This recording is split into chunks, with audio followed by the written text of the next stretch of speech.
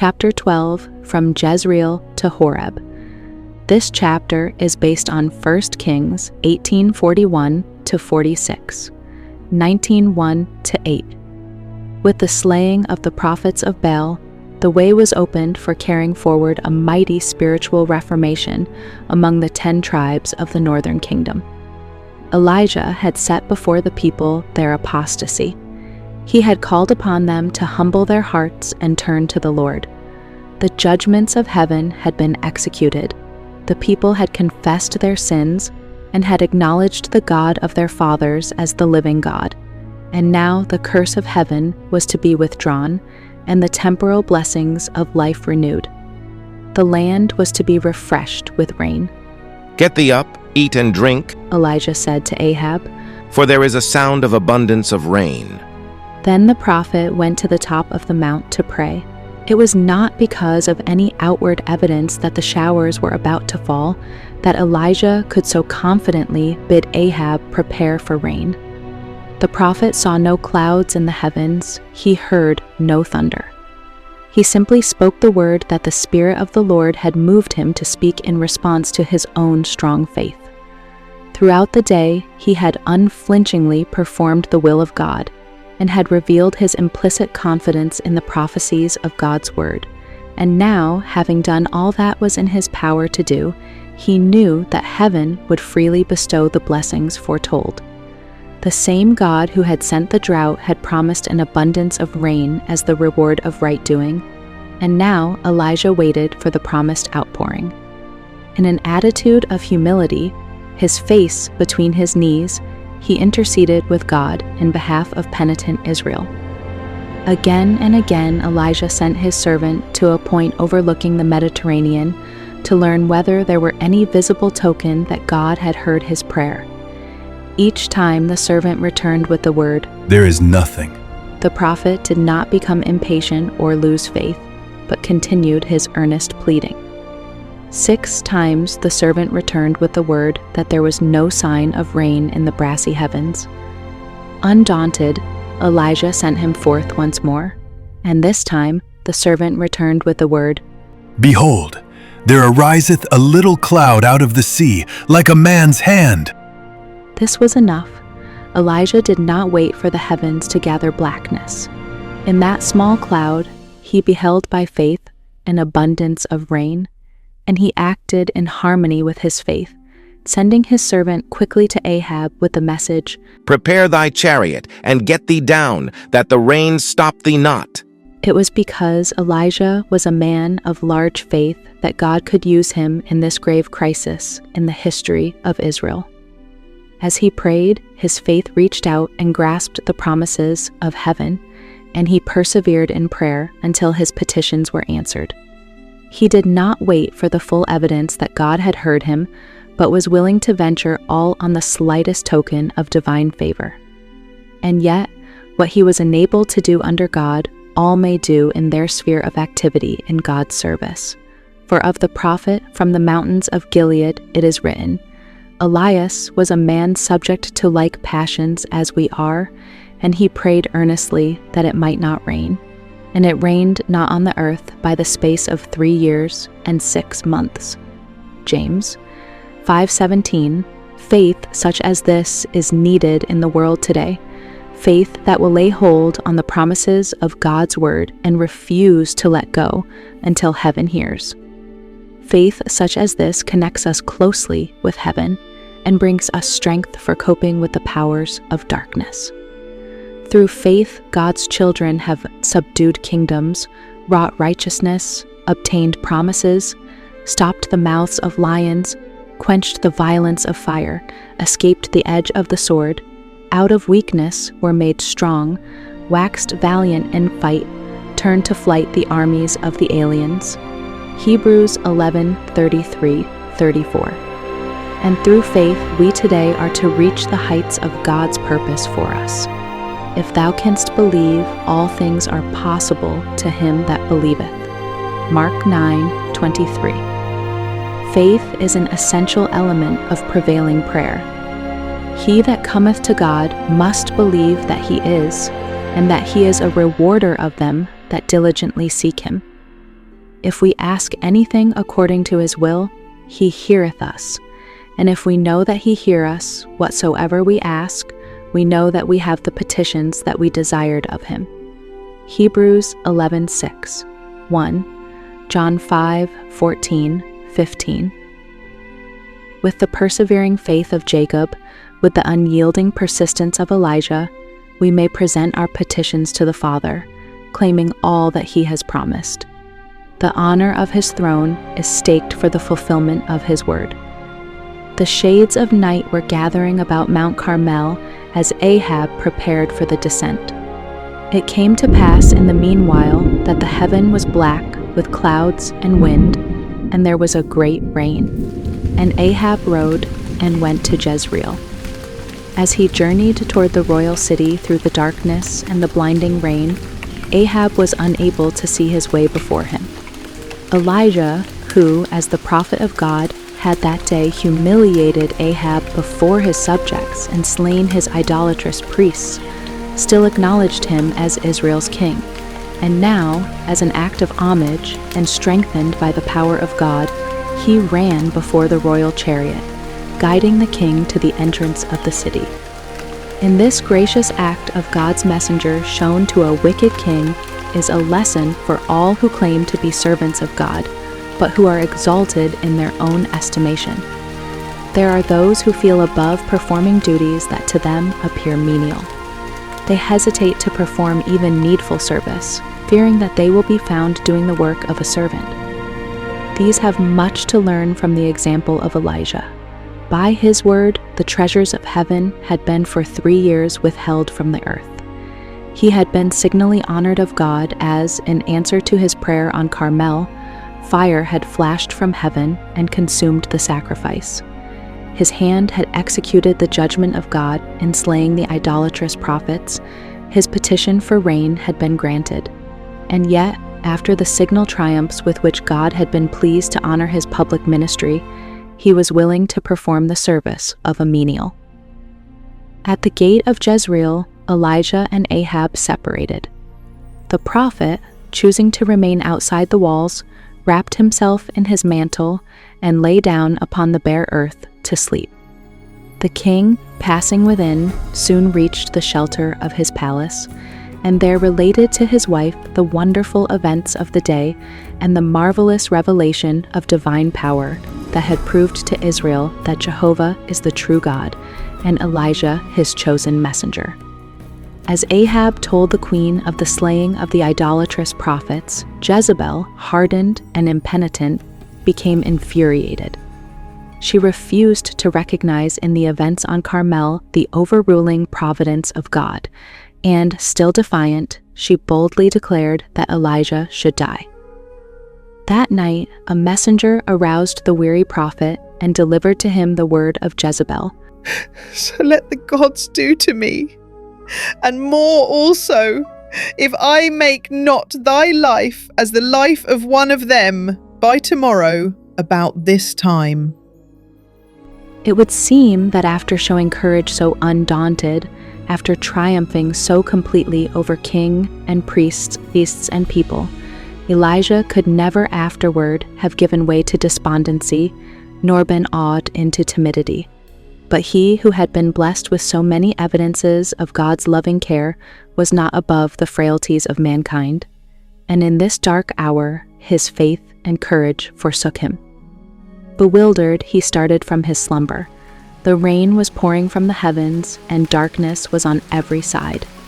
Forgetting that, 3 years before, God had directed his course to a place of refuge from the hatred of Jezebel and the search of Ahab, the prophet now fled for his life. Reaching Beersheba, he left his servant there, but he himself went a day's journey into the wilderness. Elijah should not have fled from his post of duty. He should have met the threat of Jezebel with an appeal for protection to the one who had commissioned him to vindicate the honor of Jehovah. He should have told the messenger that the God in whom he trusted would protect him against the hatred of the queen. Only a few hours had passed since he had witnessed a wonderful manifestation of divine power, and this should have given him assurance that he would not now be forsaken. Had he remained where he was, had he made God his refuge and strength, standing steadfast for the truth, he would have been shielded from harm. The Lord would have given him another signal victory by sending his judgments on Jezebel, and the impression made on the king and the people would have wrought a great reformation. Elijah had expected much from the miracle wrought on Carmel. He had hoped that after this display of God's power, Jezebel would no longer have influence over the mind of Ahab, and that there would be a speedy reform throughout Israel. All day on Carmel's height he had toiled without food. Yet when he guided the chariot of Ahab to the gate of Jezreel, his courage was strong, despite the physical strain under which he had labored. But a reaction such as frequently follows high faith and glorious success was pressing upon Elijah. He feared that the reformation begun on Carmel might not be lasting, and depression seized him. He had been exalted to Pisgah's top. Now he was in the valley. While under the inspiration of the Almighty, he had stood the severest trial of faith. But in this time of discouragement, with Jezebel's threat sounding in his ears, and Satan still apparently prevailing through the plotting of this wicked woman, he lost his hold on God. He had been exalted above measure, and the reaction was tremendous. Forgetting God, Elijah fled on and on until he found himself in a dreary waste, alone. Utterly wearied, he sat down to rest under a juniper tree, and sitting there, he requested for himself that he might die. It is enough. Now, O Lord, He said, take away my life, for I am not better than my fathers. a fugitive, far from the dwelling places of men, his spirits crushed by bitter disappointment, he desired never again to look upon the face of man. At last, utterly exhausted, he fell asleep. Into the experience of all there come times of keen disappointment and utter discouragement, days when sorrow is the portion, and it is hard to believe that God is still the kind benefactor of his earth-born children, days when troubles harass the soul till death seems preferable to life. It is then that many lose their hold on God and are brought into the slavery of doubt, the bondage of unbelief. Could we at such times discern with spiritual insight the meaning of God's providences, we should see angels seeking to save us from ourselves, striving to plant our feet upon a foundation more firm than the everlasting hills, and new faith, new life would spring into being. The faithful Job, in the day of his affliction and darkness, declared, Let the day perish wherein I was born. Oh, that my grief were throughly weighed, and my calamity laid in the balances together. Oh, that I might have my request, and that God would grant me the thing that I long for, even that it would please God to destroy me, that he would let loose his hand and cut me off. Then should I yet have comfort. I will not refrain my mouth. I will speak in the anguish of my spirit. I will complain in the bitterness of my soul. My soul chooseth death rather than my life. I loathe it. I would not live alway. Let me alone, for my days are vanity. Job 3:3, 6:2, 8-10, 7:11, 15, 16. But though weary of life, Job was not allowed to die. To him were pointed out the possibilities of the future, and there was given him the message of hope. Thou shalt be steadfast and shalt not fear, because thou shalt forget thy misery, and remember it as waters that pass away. And thine age shall be clearer than the noonday. Thou shalt shine forth, thou shalt be as the morning. And thou shalt be secure, because there is hope. Thou shalt lie down, and none shall make thee afraid. Yea, many shall make suit unto thee, but the eyes of the wicked shall fail, and they shall not escape, and their hope shall be as the giving up of the ghost. Job 11:15-20. From the depths of discouragement and despondency, Job rose to the heights of implicit trust in the mercy and the saving power of God. Triumphantly, he declared, Though he slay me, Yet will I trust in him. He also shall be my salvation. I know that my Redeemer liveth, and that he shall stand at the latter day upon the earth. And though after my skin worms destroy this body, yet in my flesh shall I see God, whom I shall see for myself, and mine eyes shall behold, and not another. Job 13, 15, 16, 19, 25-27. The Lord answered Job out of the whirlwind, Job 38:1, and revealed to his servant the might of his power. When Job caught a glimpse of his Creator, he abhorred himself and repented in dust and ashes. Then the Lord was able to bless him abundantly and to make his last years the best of his life. Hope and courage are essential to perfect service for God. These are the fruit of faith. Despondency is sinful and unreasonable. God is able and willing more abundantly, Hebrews 6:17, to bestow upon his servants the strength they need for test and trial. The plans of the enemies of his work may seem to be well laid and firmly established, but God can overthrow the strongest of these. And this he does in his own time and way, when he sees that the faith of his servants has been sufficiently tested. For the disheartened, there is a sure remedy: faith, prayer, work. Faith and activity will impart assurance and satisfaction that will increase day by day. Are you tempted to give way to feelings of anxious foreboding or utter despondency? In the darkest days, when appearances seem most forbidding, fear not. Have faith in God. He knows your need. He has all power. His infinite love and compassion never weary. Fear not that he will fail of fulfilling his promise. He is eternal truth. Never will he change the covenant he has made with those who love him, and he will bestow upon his faithful servants the measure of efficiency that their need demands. The Apostle Paul has testified, he said unto me, My grace is sufficient for thee, for my strength is made perfect in weakness. Therefore I take pleasure in infirmities, in reproaches, in necessities, in persecutions, in distresses for Christ's sake. For when I am weak, then am I strong. 2 Corinthians 12:9-10. Did God forsake Elijah in his hour of trial?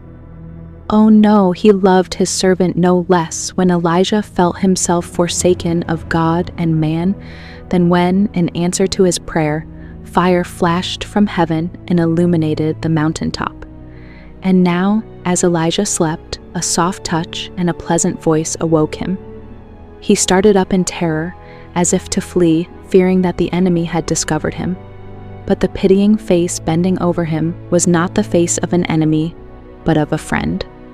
God had sent an angel from heaven with food for his servant. Arise and eat, the angel said. And he looked, and behold, there was a cake baken on the coals, and a cruse of water at his head. After Elijah had partaken of the refreshment prepared for him, he slept again. A second time the angel came. Touching the exhausted man, he said with pitying tenderness, Arise and eat, because the journey is too great for thee. And he arose and did eat and drink. And in the strength of that food he was able to journey 40 days and 40 nights unto Horeb, the mount of God, where he found refuge in a cave.